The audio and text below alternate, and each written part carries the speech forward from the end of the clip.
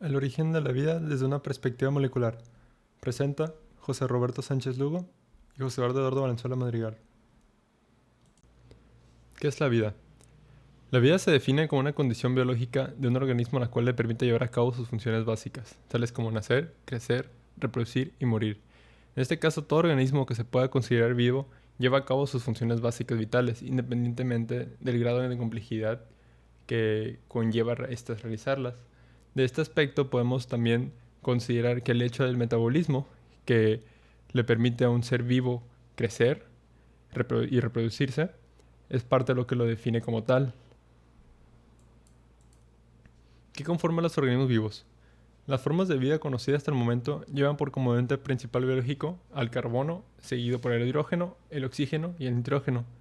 También conocido como el acrónimo CHOMPS, que significa carbono, hidrógeno, nitrógeno, oxígeno, y en su minoría, fósforo y azufre, son elementos químicos de suma importancia para la constitución de las moléculas biológicas, así como los procesos que conllevan estas. Todas estas moléculas conocidas hasta el momento llevan al cambio de mayor o menor proporción estos elementos químicos, siendo que pues, son importantes para todos los procesos y el foco sobre el cual se desarrolla la química orgánica. ¿Cuál es su origen? Si bien durante muchos años se ha tratado de explicar la fenomenología que dio origen a la vida en la Tierra, aún quedan muchas dudas por ser resueltas previo a una respuesta definitiva. Entre estas resalta la presencia de las primeras biomoléculas orgánicas. En la búsqueda de respuestas para dar origen a la vida, han surgido múltiples teorías que tratan de explicar este evento. Abordando dudas de esto desde un punto de vista de la bioquímica, es necesario dar una explicación sobre el origen de las biomoléculas, tales como aminoácidos y nucleótidos. Si bien se sabe que actualmente a la vida da lugar a más vida, en un ambiente prebiótico se necesitaban otros medios o rutas de reacción para dar lugar a estas moléculas orgánicas. Una de ellas, por ejemplo, la glicina, que es uno de los principales aminoácidos presentes en los seres vivos. La teoría quimiosintética postulada en 1920 por Haldane y Oparin consiste en la biogénesis como el concepto del origen de los precursores bióticos, como son las moléculas orgánicas, a partir de compuestos inorgánicos que estaban presentes en ese momento. Todo esto gracias a las condiciones de la Tierra primitiva, dando lugar al caldo primordial. Es importante resaltar que la biogénesis de Huxley como generación espontánea es muy diferente del concepto de Haldane y Oparin.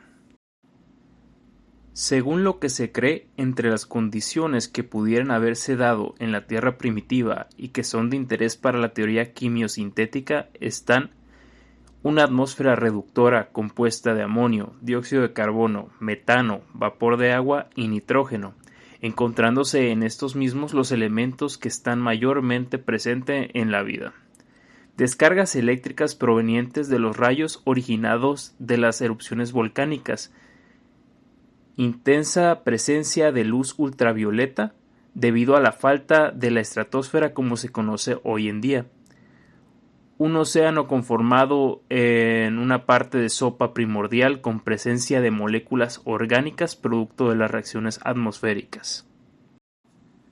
Buscando estudiar de qué forma se dio origen a la vida, Urey y su estudiante Miller llevaron a cabo un experimento en 1953, donde encapsularon una serie de gases con agua y los sometieron a condiciones similares a las que se cree que se tenían en la Tierra en sus inicios, con la ayuda de descargas eléctricas, dejándose reaccionar a lo largo de una semana, y al terminar este tiempo, una vez consumida la mayor parte de los gases, se encontraron con residuos orgánicos que después se identificaron como algunos aminoácidos.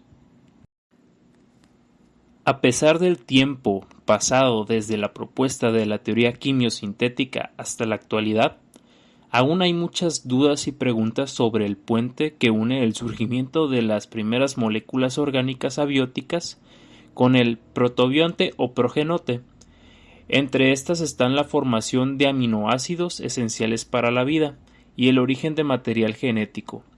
A día de hoy se siguen buscando mecanismos o rutas de reacciones químicas que pudieran haber sido aprovechadas por los primeros organismos, como es el caso del siguiente artículo.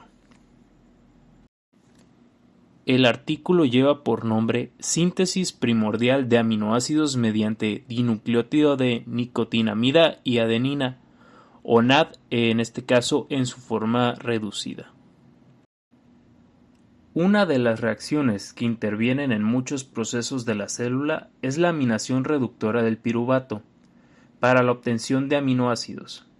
La idea de llevar a cabo esta reacción en condiciones similares a las del escenario prebiótico es de interés para conocer de mejor manera el funcionamiento y efectividad de ciertas rutas de reacción.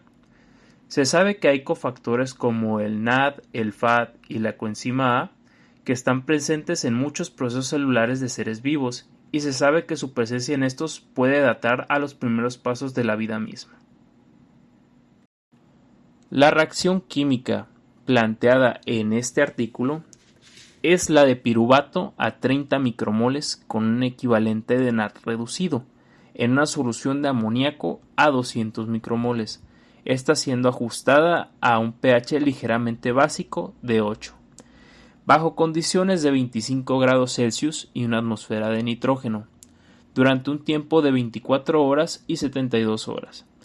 El resultado de la reacción se sometió a una resonancia magnética nuclear de hidrógeno, donde los espectros de ambos tiempos fueron comparados con el de alanina comercial, dándose así un solapamiento.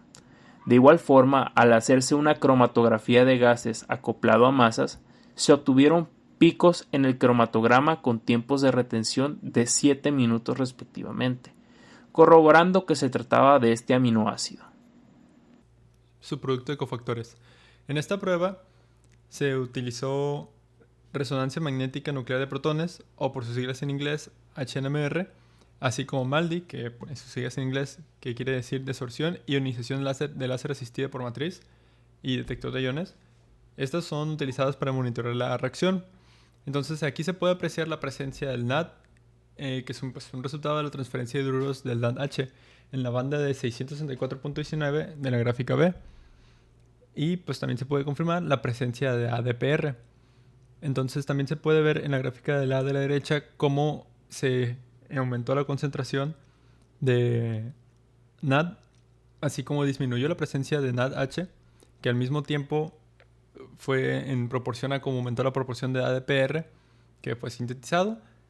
Y también la presencia del glioxilato no es siempre apreciable porque este compuesto empezó a reaccionar con la solución de amonio. El análisis de la formación de NAD y ADPR también se realizó para la aminación reductiva del piruvato, que se aprecia en la gráfica 1A, y del alfa-cetoglutarato en las condiciones pues idénticas a estos mismos.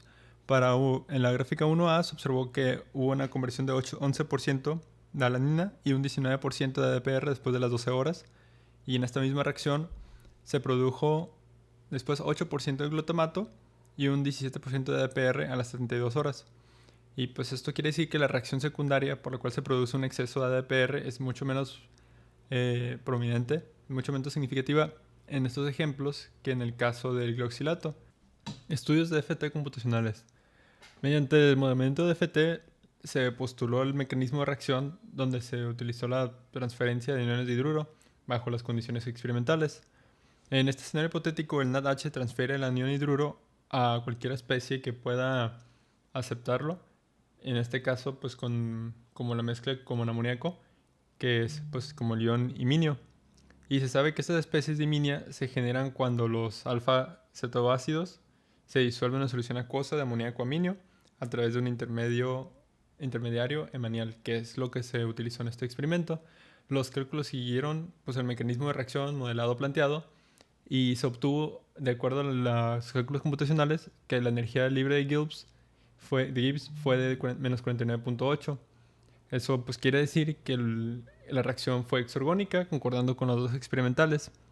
Entonces esto describe que esta reacción libera energía, es un proceso espontáneo que puede ocurrir sin que se le aporte energía y de hecho liberando, ya sea en forma de calor o luz. Conclusiones. Se demostró la sintetización de aminoácidos, que es compatible con la teoría quimioautótrofica. Se demuestra la posibilidad de la aminación reductiva de alfa-cetoácidos en soluciones acuosas con amonio presente. Se propone la posibilidad de la existencia de un protometabolismo que utiliza NAD y NADH para llevar a cabo la química biótica. Con el primer punto, este proceso utiliza un cofactor NADH sustituyéndolo en ausencia de enzimas. Esto funciona como un eslabón que une la química prebiótica hacia el origen de la vida y las vías metabolómicas presentes hoy en día, que se conocen. Y la concentración de amoníaco más eficaz fue de 1 molar, que esta reacción también daba lugar a concentraciones más bajas, que también es un escenario más probable de la Tierra primitiva.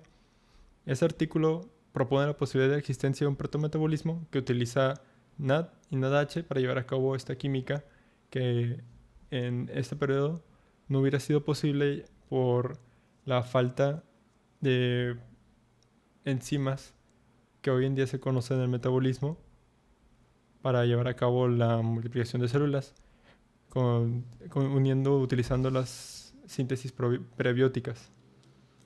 El origen de la vida. Encontró una explicación plausible del origen de la vida, ya sea mediante un protometabolismo o una protoreplicación, una de las dos vertientes de cómo se originó la vida, ya sea esto por un metabolismo primordial o una replicación primordial antes de que se diera lugar a los mecanismos que conocemos hoy en día, que concuerde con las condiciones propuestas de la Tierra en el Oligoceno y que concuerde con la teoría quimiautótrofo, donde los organismos obtenían energía y material biológico a partir de sustancias inorgánicas. Es algo que todavía aún está en desarrollo. El estudio de estas reacciones en el metabolismo celular son una manera de comprender este paso de reacciones abióticas hacia la vida que hoy en día conocemos.